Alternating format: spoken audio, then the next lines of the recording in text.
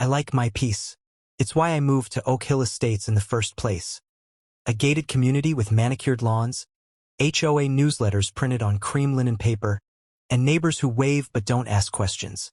It's the kind of place where nothing ever really happens, and for a black woman like me, that used to feel like safety. My house sits on the corner of a quiet cul-de-sac, with a wide wraparound driveway shaded by a pair of old oaks that stretch like arms toward the sky. On Sundays, I sip coffee on the porch and listen to birdsong mix with the distant hum of sprinklers. After 10 years of working 80-hour weeks as a hospital administrator, this house is my sanctuary. Or it was. The first red flag is barely even a flag. It's more like a flicker, a subtle shift. I notice it last Thursday, when I'm returning from the farmer's market and find a floral delivery van idling in front of my driveway. It's blocking the entire entrance. I wait. The driver doesn't move. I honk lightly. A woman I don't recognize steps out from my front yard, clipboard in hand, her blonde curls perfectly styled like she walked off the set of a bridal magazine. "Just a moment," she chirps. "We're staging a layout for the wedding aisle." Wedding aisle? Before I can ask a single question, she waves to the florist, shouts something about petal density, and turns her back to me. I drive around the cul-de-sac, park awkwardly on the curb, and try not to read too much into it. It's probably just a mistake. Maybe the GPS sent them to the wrong house. Happens all the time, right? Except it doesn't. Not here. Not in Oak Hill Estates, where everything is scheduled, approved, and cross-referenced with the HOA handbook. Later that evening, I take a walk, trying to ease the nagging tension in my shoulders. I pass perfectly trimmed hedges, motion sensor lights blinking softly, the low murmur of a neighbor's TV spilling through an open window.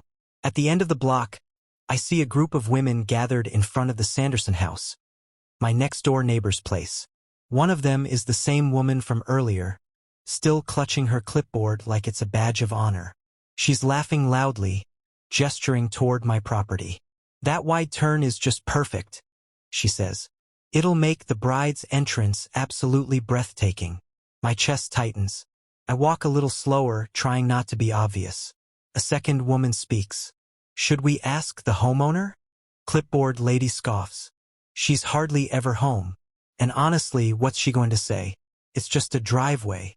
It takes everything in me not to march over and correct her. But I don't. Not yet. Because in Oak Hill Estates, black folks don't get to lose their temper. Not without consequences. So instead, I clench my fists, offer a tight smile, and walk past. But something tells me this is just the beginning. By Monday morning, the mistake has turned into a production. I wake up to the sound of voices, multiple voices, outside my window. When I peek through the blinds, my jaw tightens. There's a man in a tuxedo vest holding a measuring tape across my driveway. Two women are crouched near my flower beds, unrolling what looks like ivory tulle. A portable arch leans against my mailbox, its metal frame glittering in the early sun. I throw on sweats and step outside.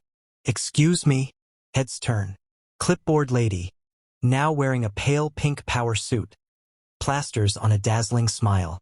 "Good morning. We're just finalizing a few details for Saturday." "Saturday?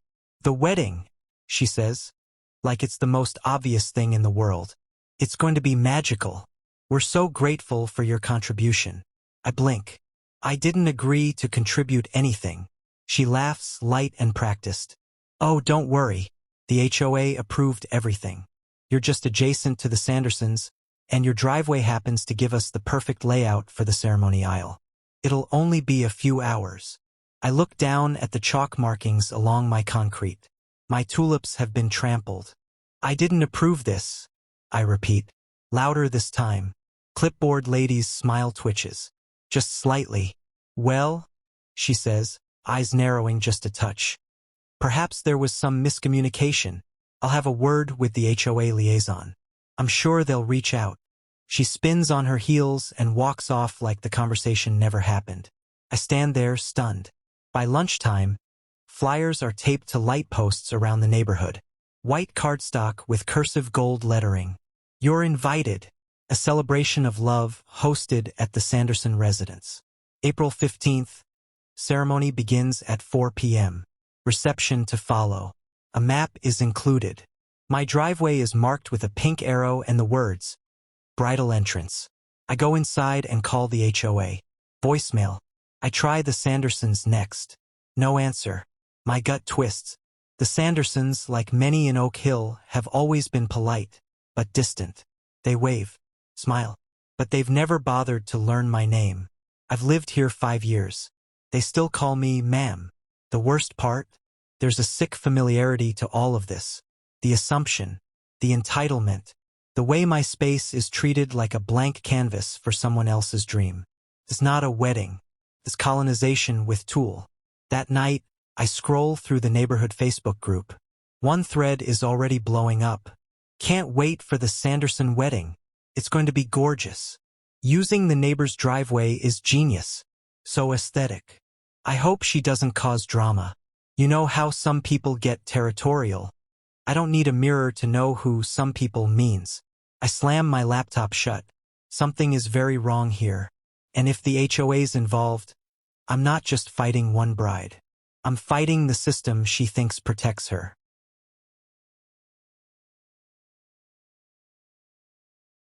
Tuesday morning, I go straight to the HOA office in person.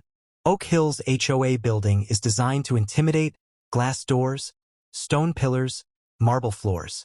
A place where silence echoes and everything smells faintly like eucalyptus. I step inside, heart pounding, ready for a fight. The receptionist doesn't even look up. Name and lot number? Danielle Brooks. Lot 42. I'm here to speak to someone about an unauthorized event being planned on my property. She sighs and types slowly. Please take a seat. 15 minutes pass. Then 20. Finally, a man in khakis and a navy pullover steps out. Ms. Brooks. He extends a hand. Greg Turner, HOA liaison. We walk to his office. I lay everything out. How my driveway is being co-opted for a wedding I didn't approve. How no one consulted me. How I found chalk markings and decor planners in my yard. He nods politely the whole time. Too politely. Then he says, well, technically, your driveway extends into shared community access space. The portion they're using is considered a common visual corridor. I stare at him. That's not in the handbook. It's a nuance, he replies smoothly. And given that this is a one-time, high-profile event, we felt it was acceptable to grant temporary access. We, ask, or Karen Sanderson? He stiffens just slightly. Mrs. Sanderson is a respected community member. She brought forward a detailed plan weeks ago. She also assured us she had spoken to all relevant neighbors. She lied. He folds his hands. Is it really such a big inconvenience? There it is. The shrug beneath the words.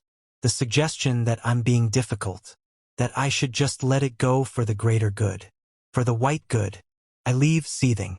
By the time I get home, there's a crew hammering stakes into the grass beside my driveway.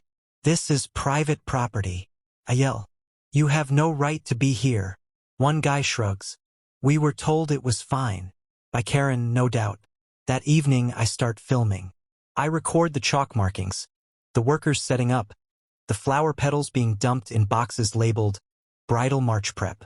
I take photos of the flyers. I catalog everything. I make a private folder online called Exhibit A My Damn Driveway. Then I post a short clip to the Oak Hill Facebook group. Just 20 seconds. Me standing in front of my own home, pointing at the arch now propped beside my garage. Caption. Apparently, my driveway's been colonized for a wedding I never approved. Someone want to explain. The post goes semi-viral overnight. 70 comments by morning. Some sympathetic. That's insane. They didn't even ask you. This feels wrong. Like really wrong.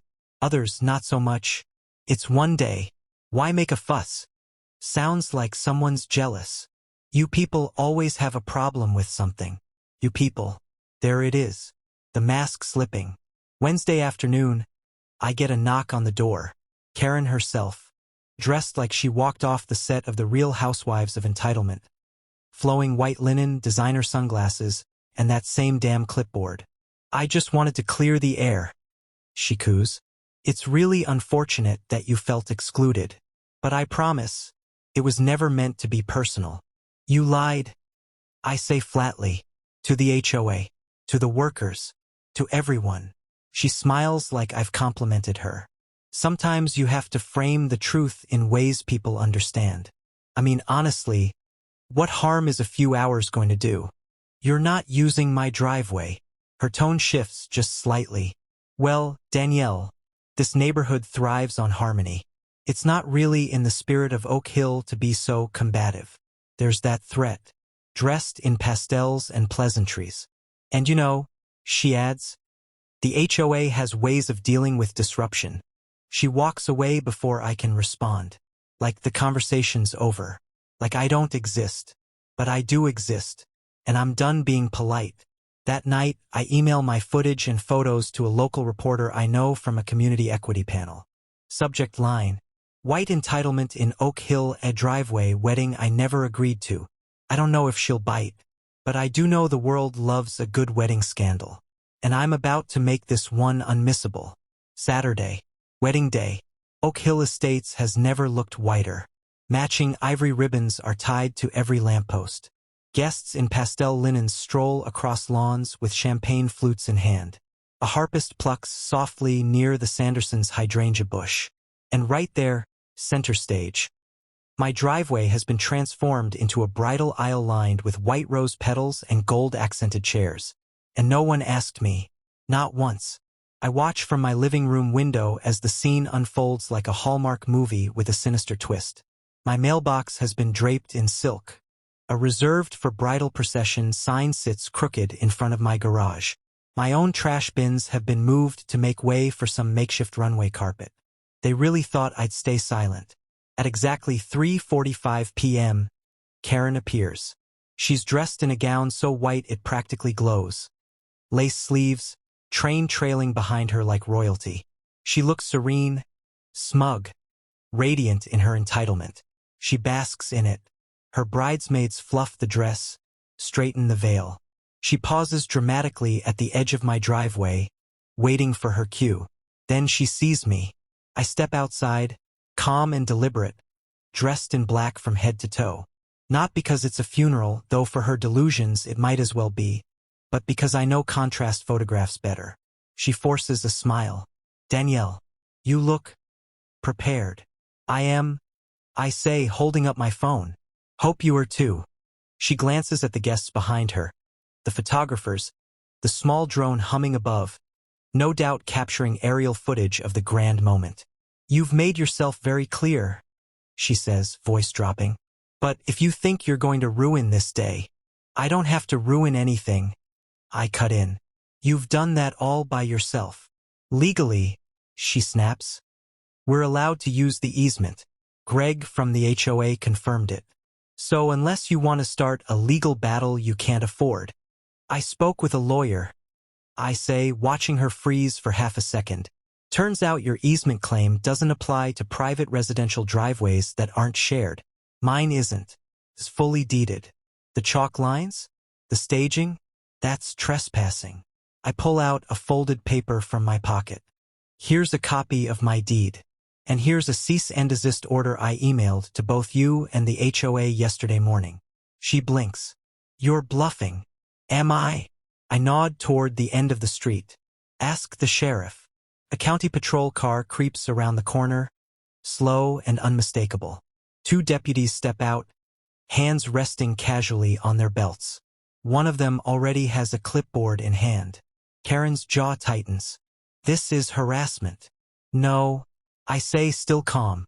This is boundaries. You don't get to hijack my property just because your vision board says so. I am the bride. She hisses, eyes wild now, voice losing its gloss. Do you have any idea how much this cost me? How dare you? You ruin this. There it is.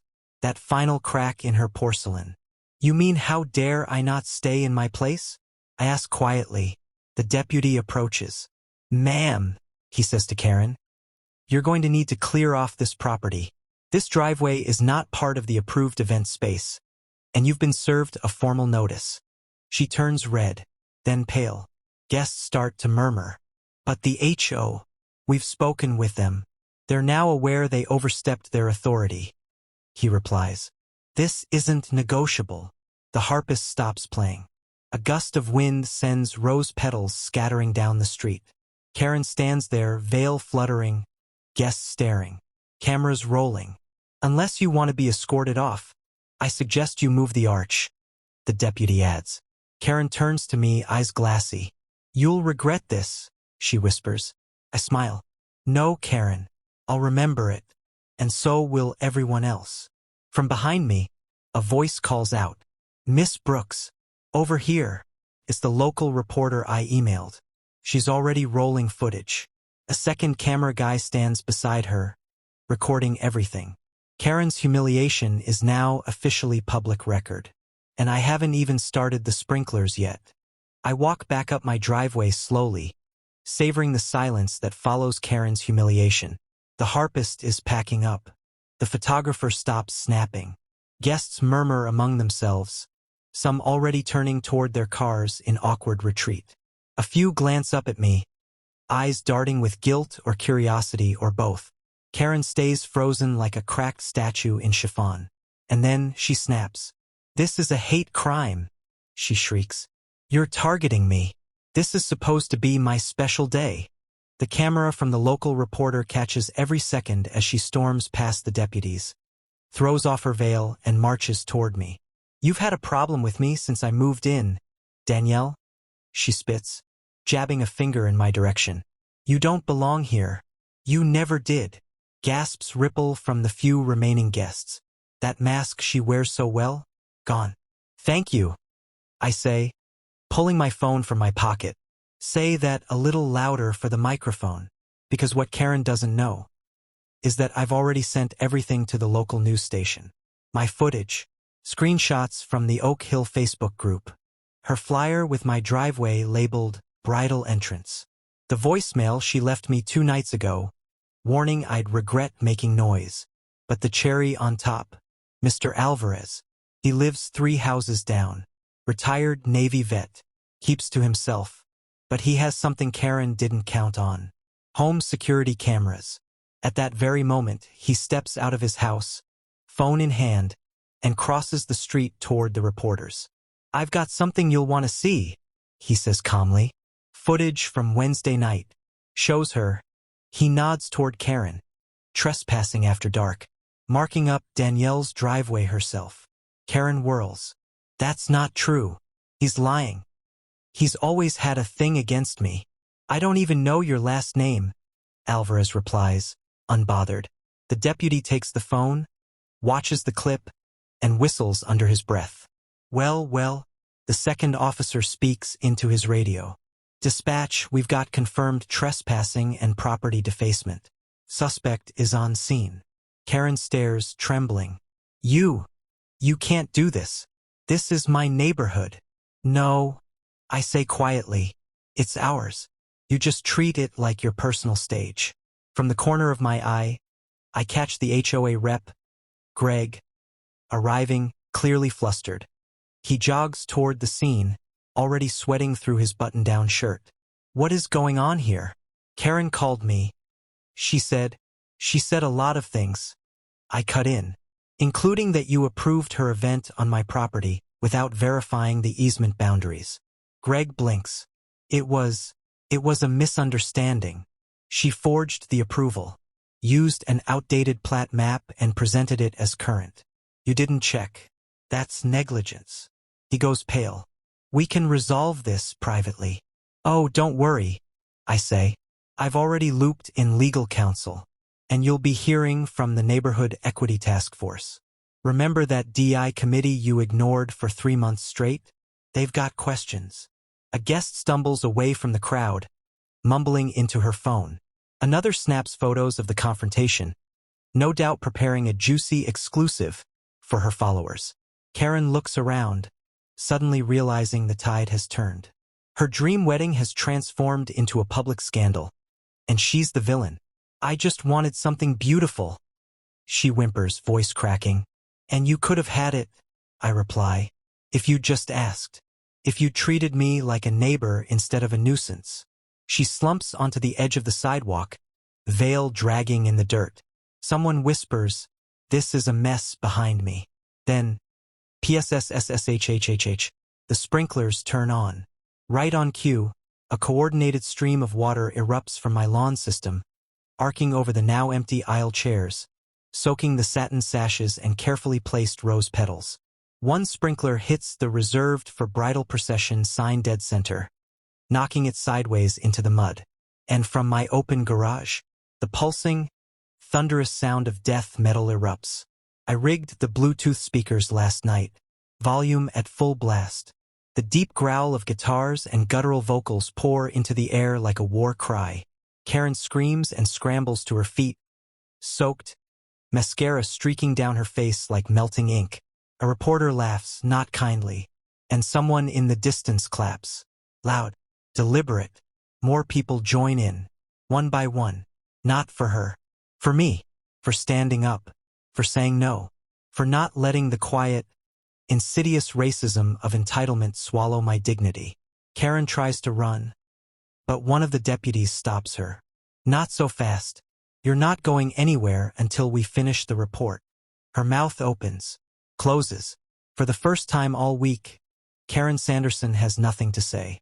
The next morning, the neighborhood group chat is on fire.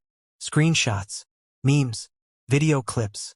One even shows Karen slipping on her own veil as she tried to escape the sprinklers. Someone set it to dramatic opera music. It's already been shared 40 times. By noon, the story hits local news under the headline, "Wedding Day Meltdown in Oak Hill. Bride accused of trespassing, targeting black homeowner." My phone buzzes nonstop.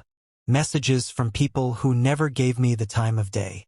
People who used to look past me at HOA meetings. Now they're so sorry and can't believe she did that to you. But I can. Because this didn't come out of nowhere. This was brewing. Quiet racism always simmers before it boils over. Karen is now a cautionary tale.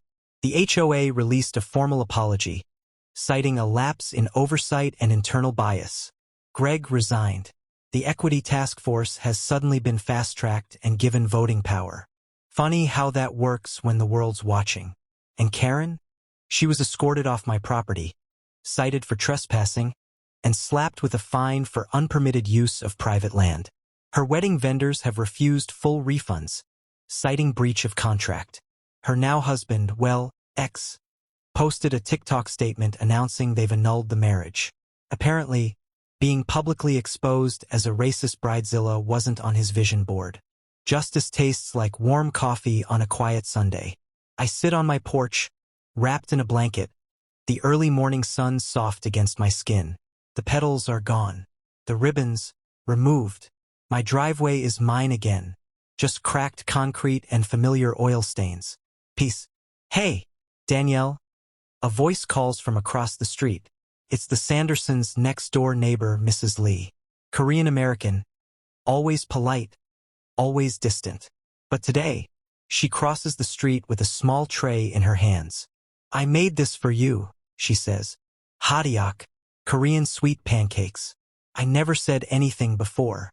About Karen. I should have. Her voice catches. She places the tray on my porch table. She treated me the same way. Just quieter. I nod slowly. We were both quiet. "Not anymore," she says, then gives me a soft smile before walking back across the street. One by one, others begin to wave as they pass. Some nod. Some look ashamed. But they see me now. Later that week, the neighborhood holds a special town hall. This time, it's not led by Karen or Greg. It's led by a young Latina resident, Maria, who was often ignored in meetings. Now, she speaks with confidence, backed by a room that finally understands what silence costs. They ask me to speak. I tell them the truth, that racism doesn't always come with slurs or violence. Sometimes, it's dressed in white lace and wielded with a smile. It hides behind just planning a wedding or just following HOA policy. It gaslights, manipulates, excludes until someone draws a line. I did, and I'm never stepping back again. As the meeting ends, I step outside into the night air, stars scattered like diamonds above the rooftops. My phone buzzes with one last message. Unknown number. You won this round. But you'll see. I delete it. Because it's not a game. It's my life. My home. My fight. And I already won.